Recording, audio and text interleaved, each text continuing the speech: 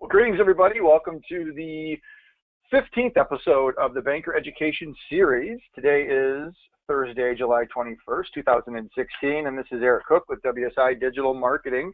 I am very excited to have you here with us today, and we're going to talk a little bit about this little Pokemon creature that's taking over the internet and causing the valuation of Nintendo to skyrocket. Among other things, and how when an organization like a community bank is able to react in real time and think on their feet and be nimble and quick, they can take advantage to this. And there certainly are their challenges related to a bank and being conservative and sometimes don't react as quickly as we need to. And so we've got a couple of experts that are going to talk about how they've done it, some things to think about, and certainly interested in getting feedback. I've hopped over here just real quickly to my Banker Education Series page because this did get promoted quite a bit on social media, and some of you that may not be on my email reminder list, if you are in the banking space or interested in future webinars, you can visit us at poweredbywsi.com/either Banker Education Series or just type in BES, and that will go ahead and get you here. There's a link at the top paragraph where you can sign up for email reminders, and those will provide you with an update on future shows. And then while you're here, if you're interested, there are some other webinars that you might want to check out that are particularly related to the banking industry. One I want to draw attention to is episode number 12, which had somebody else from Citizens Bank of Edmond, Jill Castillo, who is the CEO over there. We're proud to have Ann Chen, their Senior Director of Marketing, with us today. But that was a really great webinar that talked about a couple of CEOs' perspectives on engaging in social media. So it's no surprise that Ann is back as the guest for how an organization really should think on their toes and interact and engage. And this Pokemon craze certainly is one that has kind of taken the internet by storm. And then also excited to have Ben Pankinen from Social Assurance. Ann and Ben and I actually hung out a little bit at the ICBA conference in New Orleans. So this is a virtual reunion for us, although we're not hanging out having lunch, but it is good to hang out with the two of you, even if it's from a virtual perspective. And I'm hoping that I get to learn a thing or two today. So as we go through today's session, I just want to remind everybody that it is recorded and it will be made available back at the BES page, so you can stop back and check that out. And if you are attending the session live and have a question or a comment, by all means, please feel free to use the chat function and let us know. Love to hear what you think, and if you've got something of clarification. We're hoping that we're going to allow for some time for some Q&A, and then I know Ann does have a hard stop right at the top of the hour, but Ben and I will stick around and we'll do our best. And I by no means am professing to be an expert in the world of Pokemon, but it sounds like Ben's got a stop right there in his office, and we had some pretty interesting conversation before we actually launched the webinar. So I think today's going to be a really great show. So with that out of the way and my introductions formally complete, we've got the webinar showing here. And Ann and Ben, welcome to my Banker Education Series webinar. And I mentioned it in the pre-show, you two now hold the distinction for the most registrants of any of my BES webinars so far. So I have a feeling the whole Pokemon craze helped, but I'm sure you guys had quite a bit of lure because you're both very socially active out there on the internet and help to promote it. And so we've got a big audience today. I'm really excited. Yeah, glad to be here. Thanks. Yeah, thanks, Eric. So to kind of kick things off, and I don't want this show to really be totally about Pokemon because the whole concept is really thinking real time and being able to react. And so we've got a few introductory slides, and I think Ben's going to take a majority of this conversation that just talk about, you know, some of the challenges and just thinking about kind of the big picture. But we're certainly going to use Pokemon Go as I guess the case study at hand. But this could have very well been Foursquare. As I was doing a webinar earlier this week, I was thinking, well, other than Pokemon, which has caused people to get out and about and travel to places and be physically present, the last time I had seen something like this impact businesses was really when Foursquare came around and encouraged people to go to physical locations to check in. You could earn badges and little stars, and you could even get the mayorship, and some Starbucks shops were giving mayors free coffee. And so the concept of being out and about and being physically present and checking in is certainly not new, but the gamification of it and how, Pokemon Go has taken it to the next level and gotten so many more people involved, I think is the next role in this. And I don't know as if there were a lot of banks that really jumped on the whole Foursquare, but certainly we've been seeing a lot in the news about some institutions like Citizens and others that have embraced this. So with maybe a little bit of that background kind of to set the stage, Ben, why don't you kind of share some of your thoughts here, and we'll continue on, and I'll be quiet and let you guys actually do some talking. Sounds great. Well, hey, thanks for the segue, Eric. I think it does a great job of providing a backdrop to really the conversation that's to be had here, and it is that, as bankers we can move faster, and there are advantages to those who do move faster. We've used this phrase for years that customers are not virtual, and really when you come into the boardroom and say, hey, we're trying to do a new marketing tactic, one of the things that we have to keep in mind is that when someone walks in your door, they walk up to the front of your door, even if they're there looking for a Pokemon lure that's lured some Pokemons to your area, really what you're looking for is new customers, and we want to see that even though you may be marketing in digital areas, the traditional sort of concepts still apply, and that is that when we're comparing different platforms, whether that be Pokemon versus what you're doing on Facebook versus what you were traditionally doing in the newspaper, all of the same principles apply. And one of those is that we want to measure. We talk about things like impressions. Ann's Bank, we've worked with them some, and to hear how they do that, I think is really fascinating to talk about what happens, when they get free marketing essentially on social media and can attribute value to that. I think that's really important. It's important when you sort of get a story in the newspaper that you didn't have to pay for. I think that's a really, really interesting way to describe that and look at it, that some of the times you're not paying for it, like is the case with free social media, but sometimes maybe you're dropping $1.20, right, for a lure, or you're paying people who are walking around playing Pokemon at an event or things like that. We still want to evaluate it. We want to see, are we getting real impressions? And the low cost that we're investing in a platform like Pokemon during the first couple of weeks. You can invest so little dollar effort and a little bit of time to understand it that it seems to far outpace what you might get in more traditional platforms, just because the people are there. So I think for that slide, really, it's just that describing as you're a bank evaluating what happens. You want to look at it and say, how many of these impressions make it worth it?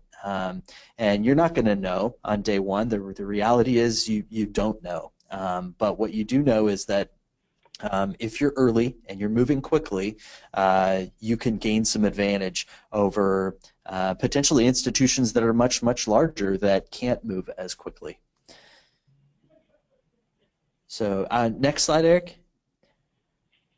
So, I think one of the other questions that we can kind of at least throw out, right away is, sometimes we hear the objection in the boardroom is Pokemon as a platform, is this a long-term marketing platform for us? Are we going to be spending money years down the road on advertising on Pokemon? The short answer I have is no. Now, I don't think that's totally fair either. You might still be utilizing Pokemon or some other platforms down the road, but it's not so much about those individual short-term steps like this. It's more about embracing that the entire web can be like this. So the question is this a long-term opportunity to advertise on Pokemon as a long-term strategy?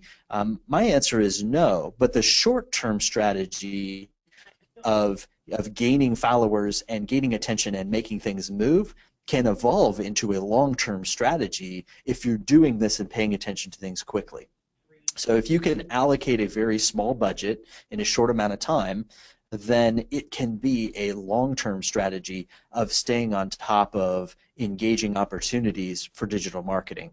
And so I think moving first and moving fast, when opportunities like this are introduced, setting aside some small amounts of budget so that you don't have as much red tape in place for your marketing team to be able to execute on these, I think are very important. I'm, out of, even our own customers and connections, it's amazing how many times you have something that might be a $50 expenditure that gets in the way of moving fast in something like that. And so I think it's important to create a budget and say we would like to, maybe in next year's budget, you have to get it in there, maybe it's next month's budget, but you say, hey, we'd like to preserve some amount of opportunity for executing on platforms like this because we know there are going to be short-term opportunities and we want to move really quickly on those and not have to jump through that red tape. So I think that's an important area to take a look at as well. Yeah, and I don't know if you've got anything to add to that. I do have a comment, but I'll let you maybe comment if you like. I was going to patiently wait for my slides here, but actually, oh.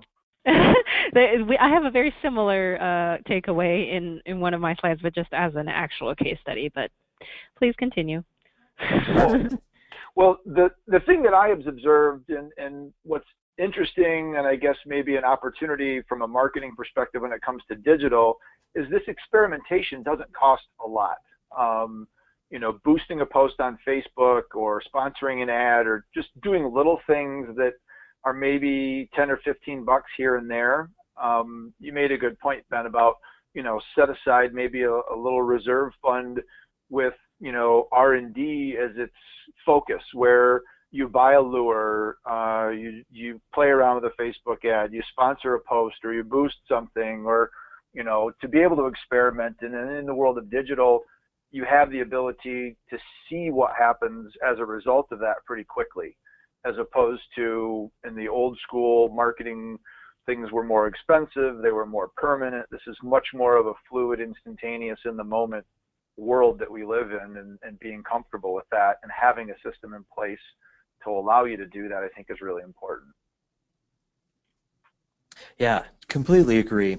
I think, overall it's also important to take a look at digital marketing and say, as we sort of illustrated before, the same principles and rules apply in the digital space that apply in the physical area, right? So when we're driving down the interstate and we see individual billboards, we know that I could advertise on that billboard. Maybe it costs me $1,000 a month. Maybe it costs me $200 a month. Depends on your location, right? So if we're out in the open in the middle of South Dakota, we know that the advertising space on billboards is very low. Also, if you've driven through South Dakota, they don't have sign ordinances, so you see billboard after billboard. But if you're looking at that type of area, there's a lot of inventory of billboards, and so your price per billboard goes down. Now, what's interesting to understand in the digital space is the same principle applies in that when Google first started, you had a very low cost per click because advertisers were not demanding pay-per-click advertising yet. There also wasn't quite as much traffic yet on Google as there is today. So what you found was, maybe for 5 cents per click, you were getting pretty good traffic even on bank type terms. And since banks are typically slower to adopt platforms like this, there were a number of financial institutions, usually non-traditional financial institutions, that were taking advantage in the early Google pay-per-click days. Now we know that if we're paying for a search term on a term like mortgage, we're going to be competing against national players. We're going to be competing at a very high price point on that pay-per-click. But as we look at local markets, as we look at maybe people who have already visited your website, those return visitors, or what we would call retargeting in the industry, that dramatically reduces my cost per click. So all of that to say, when we see a platform like Pokemon that has yet to really establish the impact of dropping a lure, what you end up having is a very low cost for something that they don't yet know what the demand is. Demand's growing, so it probably won't stay there. If a lure continues to bring 20, 30, 40 people to your location, certainly Nintendo's not stupid in this space. They're going to raise that cost for that click. That's why I consider it a short-term opportunity, but you still have long-term opportunities as well. It just may either cost you more, you may have to adapt, it may be a different game, there may be different elements of the game that become relevant as people sort of bring those markets in to your area. Maybe you can sponsor a gym. Maybe you can have Pokemon events at your location, things like that start to be a lot more relevant. But I think it's really worthwhile to think of your pay-per-click world like this. So when we think of a platform like Facebook and the way you're buying pay-per-click, the value is they're driving a lot of traffic down that interstate of Facebook, and you're seeing quite a few ads, and people are clicking on those ads. We see quite a few good pay-per-click opportunities on social channels still today. But when you have a new platform or something massively change, it upsets this cart a little bit, and we have different available inventory. We all of a sudden had an app in Pokemon that went from not existing to, in a week, it was now the #1 performing app. So they had a whole bunch of inventory and not very many advertisers yet, and but they had a lot of attention. So they had a lot of people driving down an interstate with not very many billboards yet. And so that's really your opportunity as an advertiser, is to see those opportunities when they come open and say, you know what, this is where there's a lot of traffic. This is where I'm going to meet consumers. This is where they are, right? So I'd like to place that small opportunity, and that's where you can pick up the best bang for your buck, or in those opportunities where there's a large amount of change happening. So hopefully that illustrates it in sort of maybe a different way than a lot of people probably describe pay-per-click. Absolutely. And Eric sort of outlined a few things at the beginning that I think are also really relevant to say, as we're looking at geolocation, and sort of what's happened with Pokemon isn't a dramatically new change in technology. In fact, there's been a number of articles about how it was regressive in technology, which I think is the reason why a lot of things work. It's that you didn't have to go out and buy virtual reality goggles. If you've played with the virtual reality goggles and experienced world through that, it's revolutionary. It's really fascinating to see how the world can look through that, how you can interact physically with it. It's really fascinating. The mystique and success of Pokemon happened, I believe, in two areas. One, that it took existing technology and brought you something, a way to interact with the outside world that was unique. And they had a brand in Pokemon.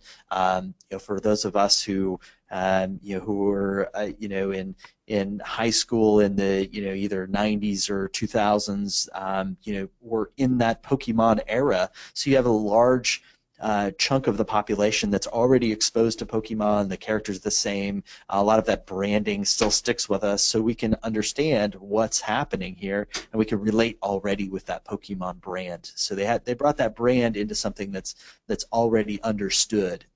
and you didn't have to buy anything to start playing. So in the same way, these new platforms, as Eric mentioned, Foursquare was one that really kind of leapfrogged, and they started doing reviews, and they're really trying to compete directly with Yelp. That's really Foursquare's biggest sort of play. But Facebook has a great mobile platform. Many of you have probably struggled with Facebook reviews already. You can review on a per location basis, create new pages.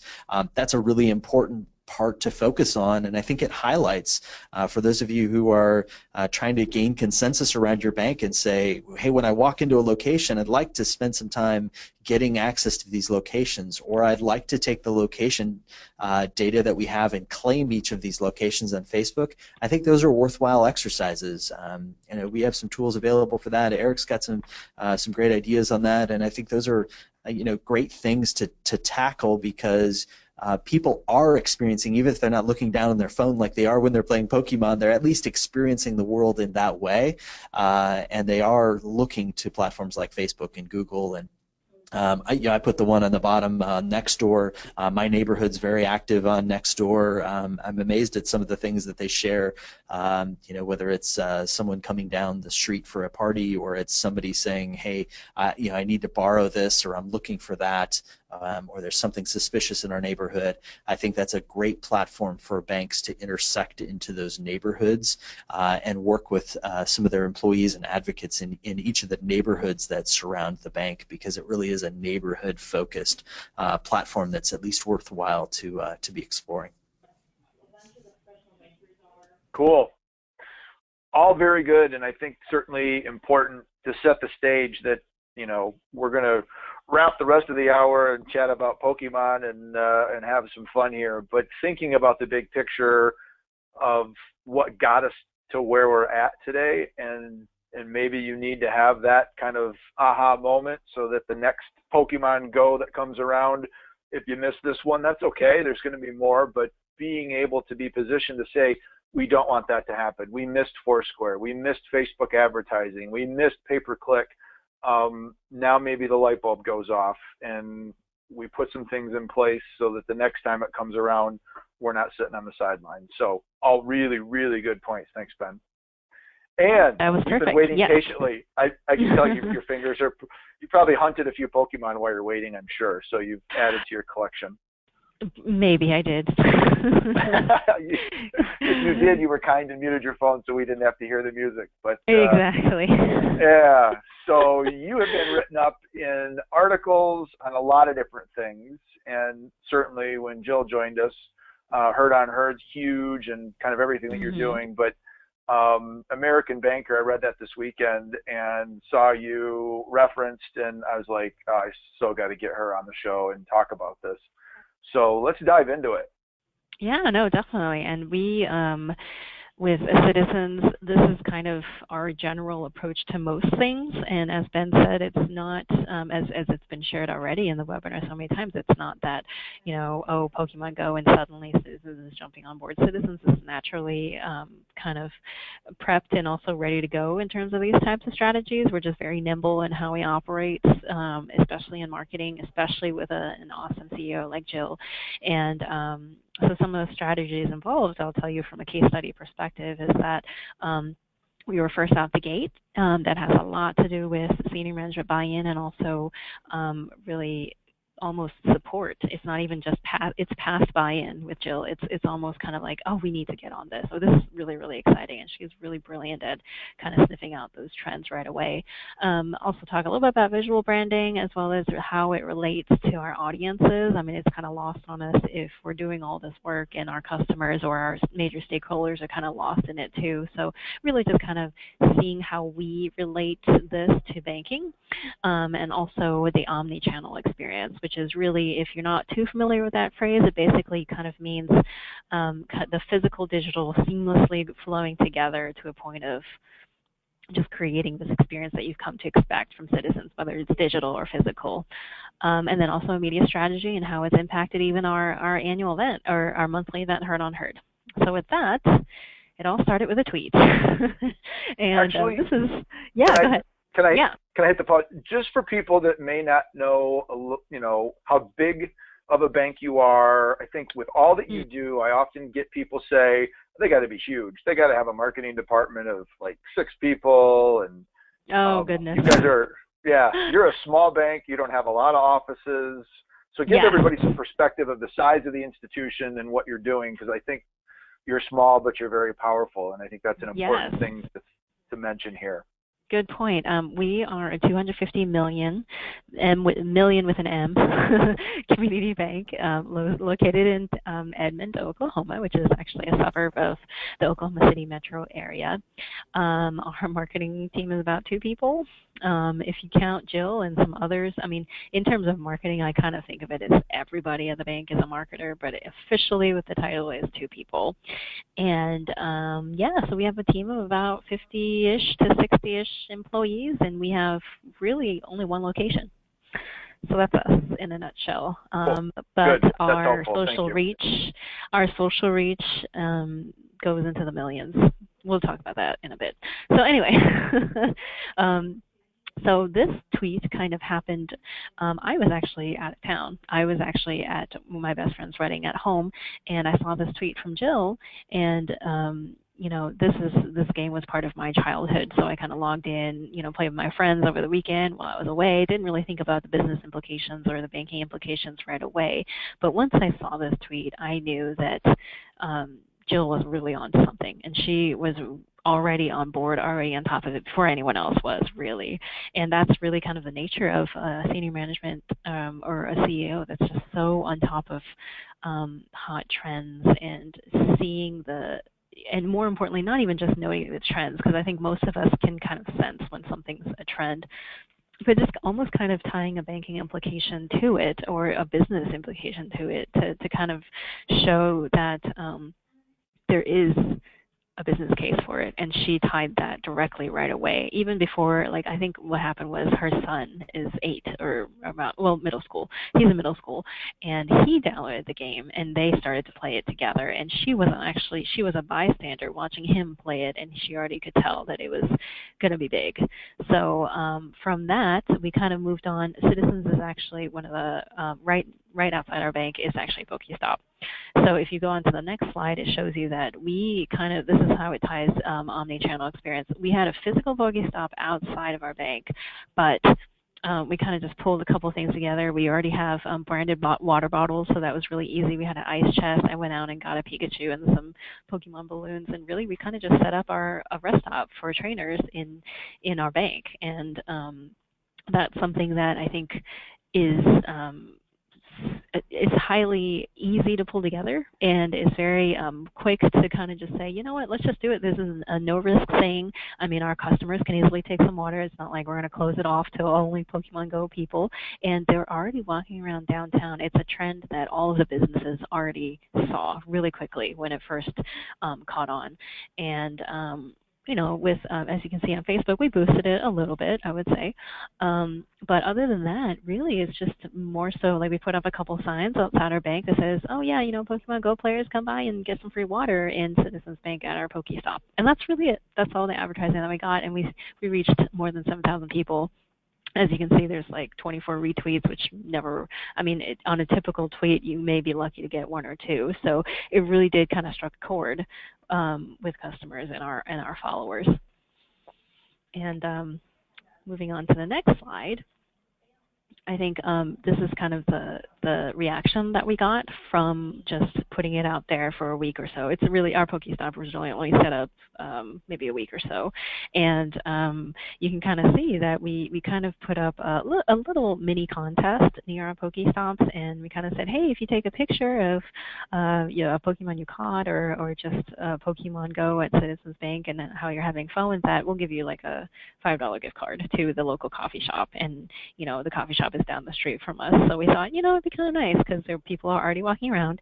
It's right now in Oklahoma more than 100 degrees outside. People are thirsty. They want to come in. They want to get a reprieve. Why not provide that opportunity at our bank? and you can kind of see all the different visuals that we have going on with our campaign, and people driving around, going to the drive-through, hanging out in our lobby, and they're like, oh, look at that, there's a Pokemon there, let me snap a picture. So I think that's the important part of campaigns like this, is that social media is so highly digital these days that it's almost kind of like I always try to think of a visual tie if you're trying to catch on to a campaign, or especially something like Pokemon that's so visual, and something like this where you can use augmented reality. It's so amazing for branding. So that's the slide, and I think in the next slide there's a continuing engagement. Like we have engagement on Instagram, on Facebook, people are checking in, and even some guys, you know, the tweet on the right actually happened before the campaign even started. So people are already kind of primed and ready to share about this kind of thing. It just kind of boosted an opportunity to give them more of a incentive to do it. And, you know, I kind of bantered back and forth with this guy, Eric, you can go to the next animation, and he was kind of like, oh, hope everything's all right. And then, you know, I'm the voice behind Citizens Edmund, so naturally, if you have someone who already knows how to play the game and kind of knows what's going on, it's very easy to banter back and forth. So I you know, I went back with him a couple different times, and he showed me the thing that he caught, and then the next interaction just shows, like, he may or may not, you know, it just really kind of shows that, yes, well, I know exactly what you're talking about. Most people, I don't know if, Eric, you knew this or not, but this Pokemon evolves into something else, and depending on how many you catch, you can evolve it. So that's kind of where the conversation was going here. That's why it says, seems like you're halfway to Ascend Slash, because if you catch a certain amount, you're going to get to the evolved form, which gives you more points, which gives you more levels up. So it just kind of shows that if you know kind of generally, like if you jump on a trend, even if you think it's the dumbest thing in the world, if you know how to converse about it, it just brings that much more depth to a conversation. So at that point, I admit I would have to be making a phone call to my 11-year-old nephew and saying, hey, buddy, you need to help me out because I've got somebody tweeting me and I have no idea what he says. So and that's okay. Definitely, yeah, having somebody that understands the game and is of the generation certainly is an advantage to being, you know, I guess trusted and legitimate. So, you know, exactly. I think there's not just in Pokemon, but I think there have been businesses and organizations that have pretended to be part of the conversation and think they know what they're talking about, and that disingenuous participation can do more damage than good. So, and it's not even, I don't think it's a requirement per se that you have to know all the lingo and things like that, but it just really enhances the conversation even more, I think, because it just kind of leaves that person, even if it's one person, kind of thinking, you know, Citizens actually knows what's going on. It's kind of crazy, you know, like they can identify with me. So if you can kind of tie that closer together, then it's even more worth it, I think. Yeah. Just let me kind of explore that topic just a little bit. So, because Pokemon has so many different terms that are a part of it, and even before Pokemon, Ben was talking about a lot of things like cost per click and pay per click and digital ads and impressions and remarketing. There's such an information overload, it feels, to some individuals within the world of banking that didn't grow up in a digital presence. Have you made an effort internally to kind of either educate, either formally or informally, with staff so that, hey, here's a little Pokemon primer, and this is why we call them trainers, and this is what a gym does, and we have a Pokestop out front, and this is what it means. You've gotten to that point with, like, just staff Pokemon 101 or other things when social media came around? Yeah, no, we're in the process. I'm just in the process of launching our own more in-depth social media training, because you know, our social media policy kind of highlights everything you need to know, but there's just a lot of questions out there that people are just, you know, what is the difference between liking or retweeting or replying? And, you know, that education component is definitely there. And I think in, you know, whether that's one-on-one or putting on a formal training or even kind of briefing people on it, when we first did our Pokestops, I did send out an all-staff email and kind of said, this is actually what it is, and there's a stop with the game right outside the bank. Like, I spelled it out in the email so they kind of knew a little bit about what and why we're doing it. So just kind of education is all great. I think it's needed for sure. Well, when you decide to have that training, let me know, because I'm looking for an excuse to come down and experience herd on herd. So maybe I can get some Pokemon training at the same time. Keep me posted. Sure. Happy to do it. Half of the time, honestly, Eric, is just trial and error. Because I think even though Jill didn't grow up with Pokemon, I think it's like she's playing it too. So it's kind of half learning it as you go.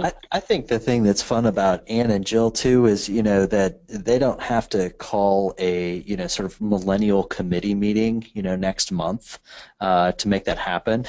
I get the impression that you're just kind of able to text or go down the hall or whatever that is and say, hey, here's what I'm seeing, here's what I'm learning. And I think it's easy for a lot of institutions to say, hey, next month we've got the Millennial Committee meeting. We'll ask them then about this trend and what they think of it. Right. There's already emails like shooting back and forth from that weekend, just saying, oh my gosh, have you seen this trend? Let's get on it. And it's the quick thinking of all of our team that really makes it happen. You're right.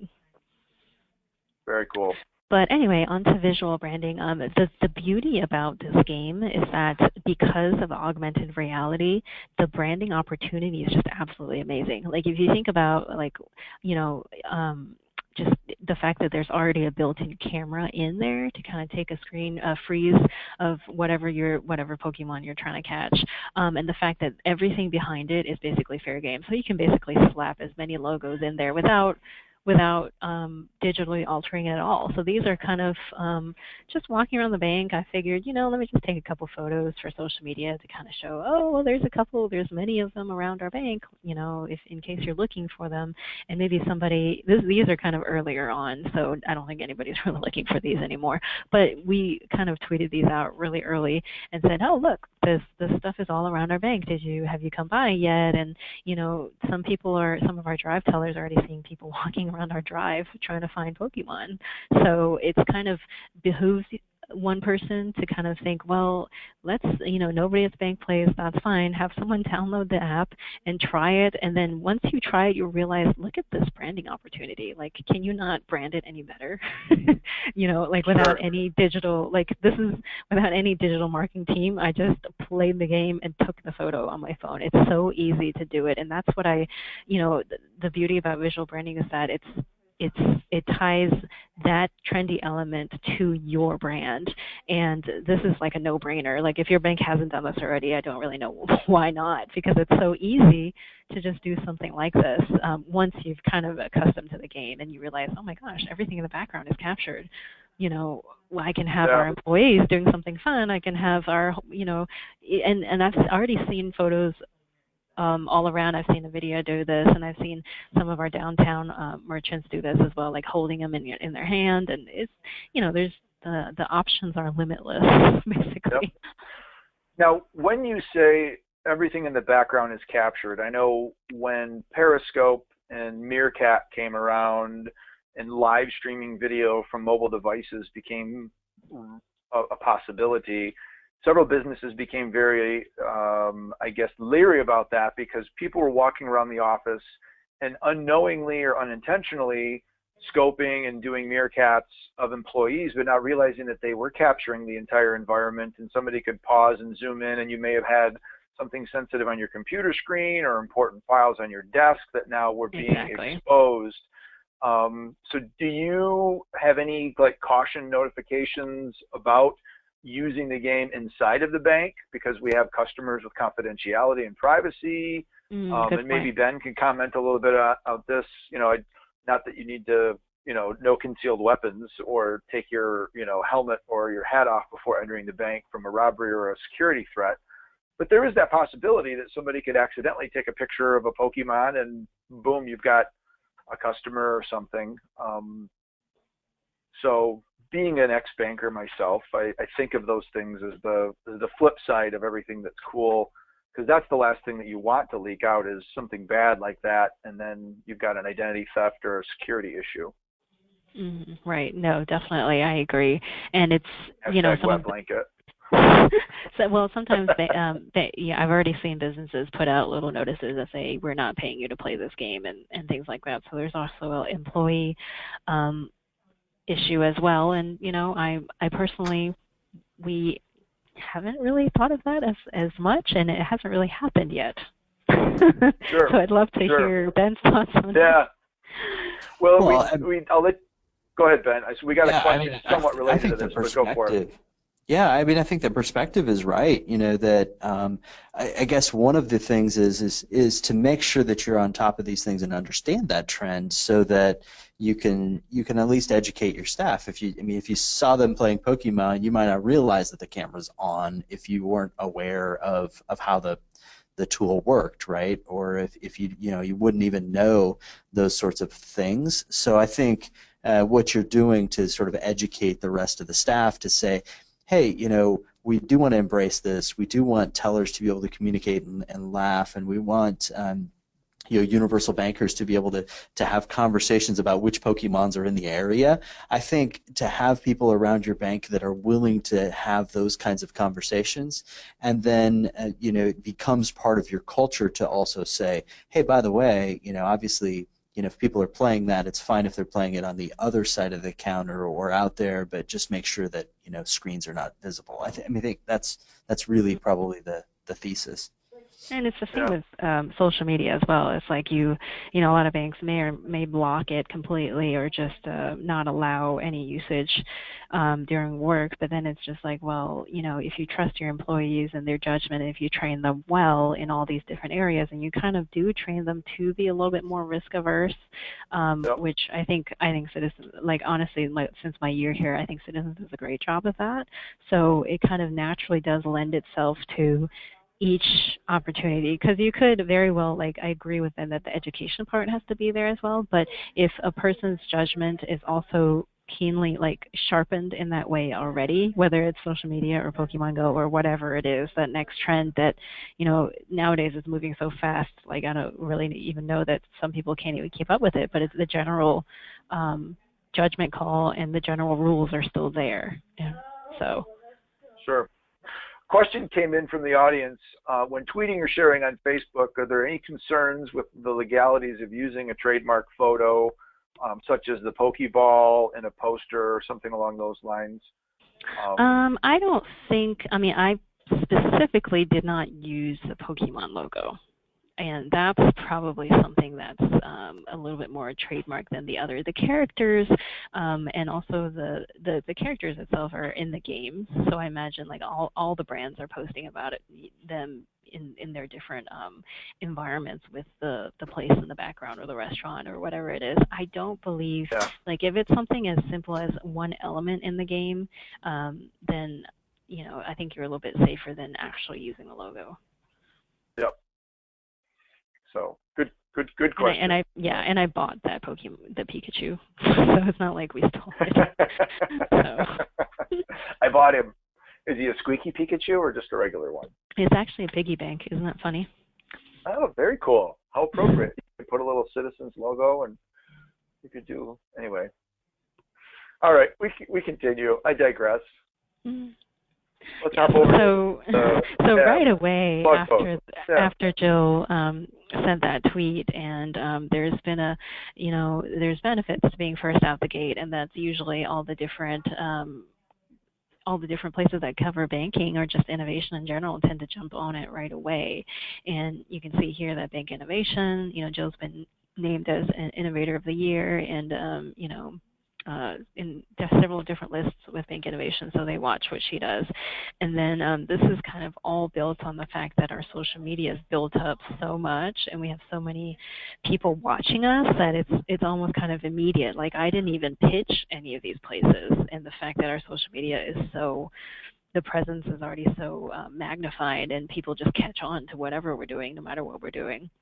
And you can kind of see. It's good to be a rock star, isn't it? Yeah, standing on the shoulders of giants is what I do. And in the next post, you can kind of see how American Banker caught on, and Review Trackers. I've actually never even heard of them. They kind of just picked it up off of, just kind of lifted our tweet right out of it. And it just goes to show that people are paying attention when you've kind of built up that audience already, and they know that you're innovative, and they know you're kind of on the edge and really responsive. Then they just kind of really, when something like this happens, it's just a perfect audience to kind of not even pitch media, but have them write about you.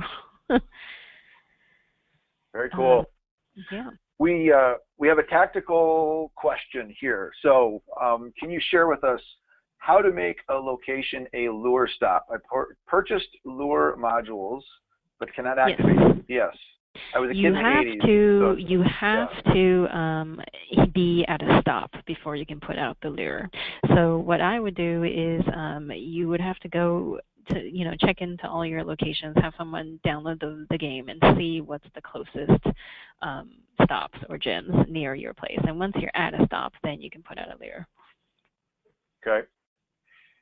And then what happens if, and this was my next question, but we had somebody else ask it for me, what happens if your bank isn't a Pokestop? I think Ben's kind of mentioned this already, but Niantic and Nintendo are probably looking into sponsored spots. And right now there's a place on their website where you can kind of submit a stop, but I'm imagining in the next reiteration there should be plenty of sponsored opportunities. Unfortunately, if you're not close to one, I would say like your best bet right now is just to find one. Even if it's a customer or if it's a restaurant, you can kind of partner up with them and do something fun. That would be really cool, I think. So unfortunately, if you don't have one, then I can't really help you there. Yeah. Well, what was interesting to me, and even spending time, was up to Houghton Lake at the cabin, and there's a couple of Pokestops, and the pictures of the actual little places, like there's a little Zubler's Indian village that had some totem poles, and there was a picture of it, and part of me is wondering, how does that photo get into Pokemon Go? Are there people taking pictures, or do they have some like massive satellite, or are they scraping data off of Google Earth or Google Local? You just sit back and think of the magnitude of data that this is collecting. Yeah. It's a pretty amazing thing to think about as to what's gone into making this happen. So I'm sure there's been a lot behind the scenes before. So cool. Yeah, so make sure we get to Herd on Herd. Yes. Talk about that. So Citizens Bank already puts on a monthly event called Herd on Herd, and we kind of naturally dovetailed Pokemon right into Herd on Herd, and we used it in a lot of different media pitches. So this time Jill was on several local news, and you can't really see it, but she did talk about how there was Pokestops at Herd on Herd, and even at the radio while I was on the radio with one of our local hosts, we were talking about Pokemon, and you know what? Open up the game, see one was there, snap a picture. There's the branding already. So it kind of was a natural media hook, and also did the past weekend at our event, we drew the largest crowd ever for the event, and I think it has a lot to do with Pokemon. And Pokemon, as well as the weather cooling down just a little bit, and also summer. It was just an amazing time to come out to this event. And as you can see, there's plenty of people. Like, this is so obvious that those boys are playing it, and it's just kind of driving that conversation in the media as well, to kind of say, what, Citizens is on top of that trend, and they're already using it for, their monthly event, and we turned it around really quickly. And I hope I did add what's the next slide? I hope I added a picture, of what we actually did at the event. So this kind of ties right back into omni-channel experience, the digital versus the physical. And Jill, from the left side, you can kind of see that Jill shared about the fact those pink little dots over there, over the blue squares, are the lures that we set out for that night. So she's sharing about, oh my gosh, there's so many lures in the digital world, and then in the physical, right next to it, right in front of our bank, and there's a lure right behind our employee who's sitting behind that tent. So that's probably why all those people are loitering back there. We actually provided free charging. I pulled this together the Friday before the event, and the event happens on Saturday. So it's something that we kind of pulled together really, really quickly. And again, the free water. And surprisingly, even though we had a sign, so many people came by to visit our just visit our booth for free charging, because if you play the game, you kind of know that it drains your battery like crazy. And also I didn't say it in this post, but we actually launched our free public access Wi-Fi in downtown Edmond. So not only can you be at Heard on Herd and you can come to the citizens table to charge your phone, you can also access the free Wi-Fi. So it's almost kind of like a Pokemon Go landmine or like a rich area to play that game if you were looking for a place to go that night. And then we have our monthly yard sign that's put out right in front of the bank to kind of celebrate different things going on, like, you know, Mother's Day, we get a Mother's Day message, or our first event, or and this message was actually changed the week of.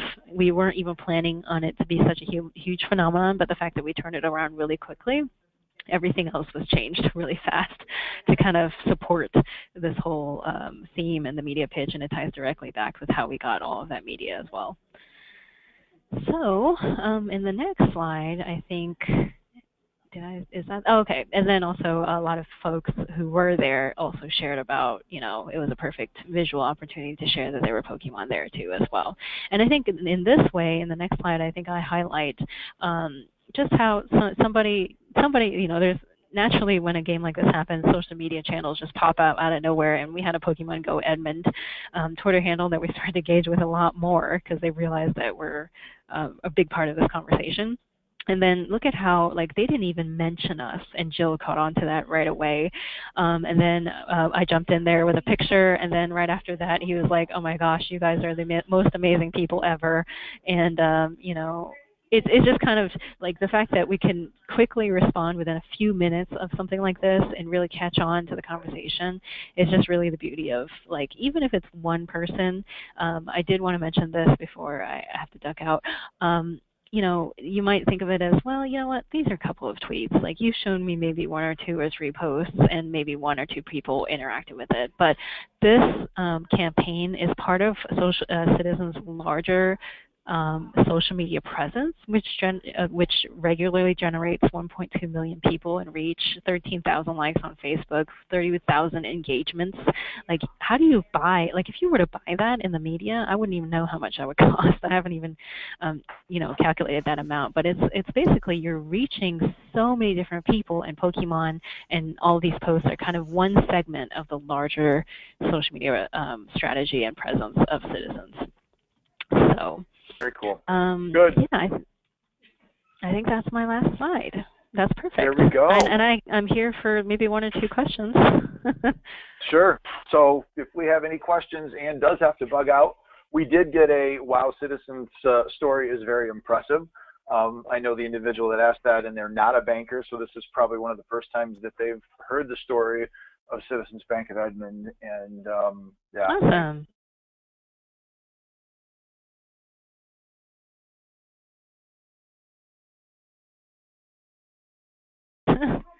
Absolutely. So, well, and you talk about real time. I had a completely different idea for this month's Banker Education series, and it was Sunday night when I was going through my feed. I believe it was an app.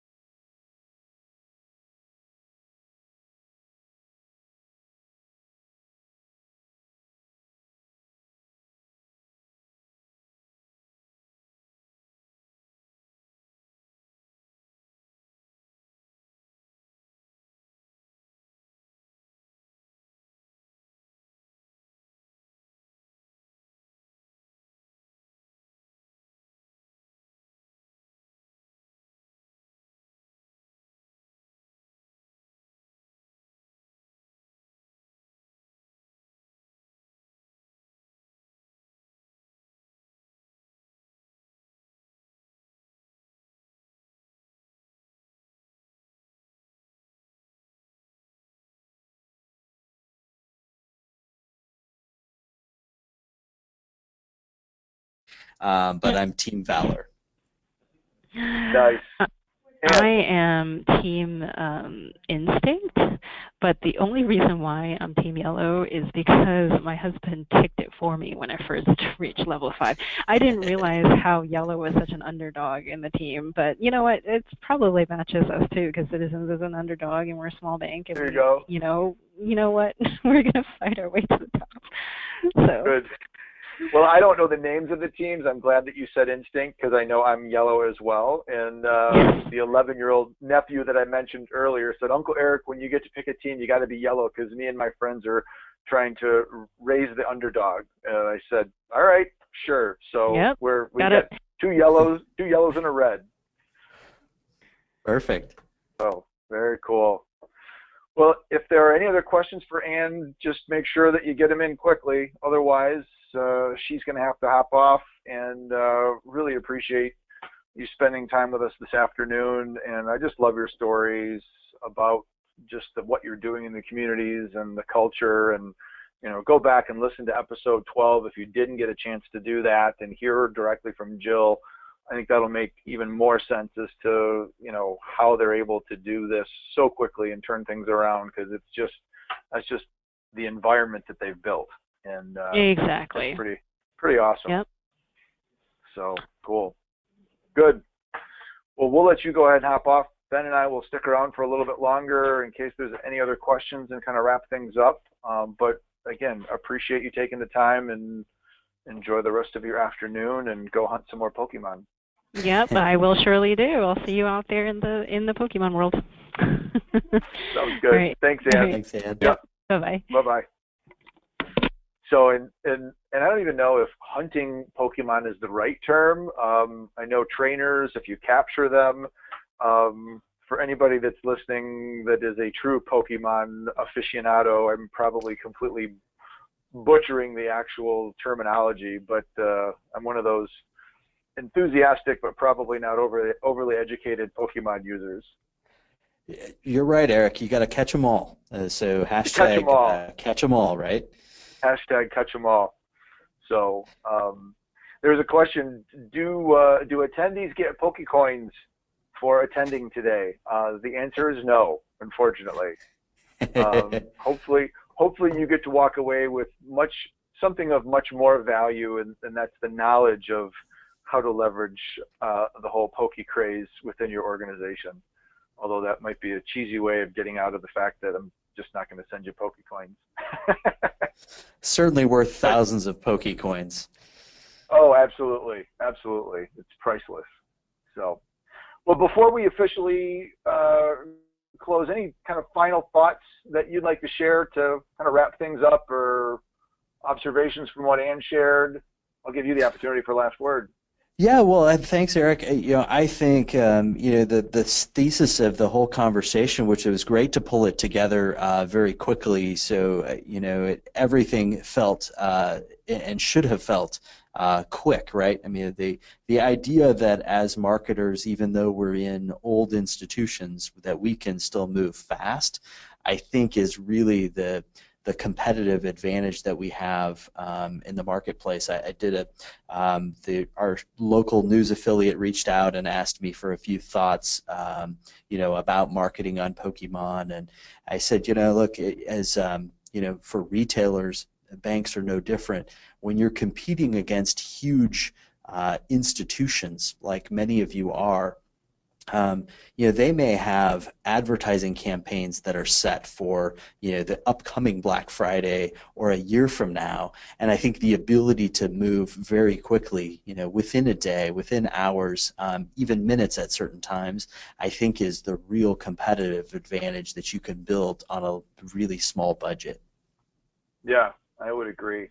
So the one example, and you kind of jogged my memory, I was going to kind of mention this at the beginning, but when I speak, there's a video I like to share from Eric Qualman off of his Socialnomics book, and he's got several iterations of it. But in that video, he gives an example of the Oreo cookie tweet, and they call it newsjacking, and the instantaneous real-time.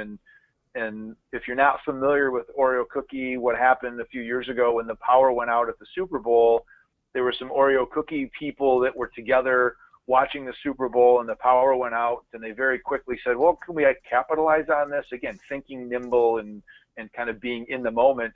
And they very quickly put out a tweet with a hashtag that tied it to the Super Bowl, because everybody was watching that said, you can still dunk in the dark. And it had a picture of an Oreo cookie with a glass of milk, but in a dark room, so you could barely make it out.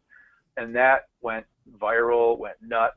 And I often joke about, if that were in the world of banking, how a banker would have reacted. There would have been a discussion. You talked about, well, let's meet next month at the Millennial Committee and see how we want to address this, or maybe compliance has to review it. And so, maybe a week or two goes along and you finally put your tweet out, you can still get a mortgage in the dark, and the recency is gone, the relevancy is completely blown away, and nobody even knows what you're talking about. So Oreo cookies, there's always good reason to talk about Oreo cookies anyway. But thinking about that and how it would have gone in a bank, it's very similar to this Pokey, where you've reacted quickly, citizens reacted quickly. We've got to be much more current and in the moment. So hopefully some good lessons for everybody and some great questions, and certainly appreciate everybody taking their time. So with that, we will wrap up episode number 15 of the Banker Education Series. We appreciate you joining us, and the recording will be made available here very soon, and encourage you to share it with those in your office and friends and anybody else that you'd like to kind of educate on the topic. And feel free to subscribe to future shows and check out some of the other shows that we've had. I think there's some good stuff, and I've been blessed to have been joined by some really, really smart folks like Ben and Ann in the past. So with that, enjoy the remainder of your week. Go capture, hunt, collect, whatever version you want to say, your Pokey creatures. And we will hopefully see you online and here next month on the Banker Education Series webinar show. Take care, everybody. Bye-bye.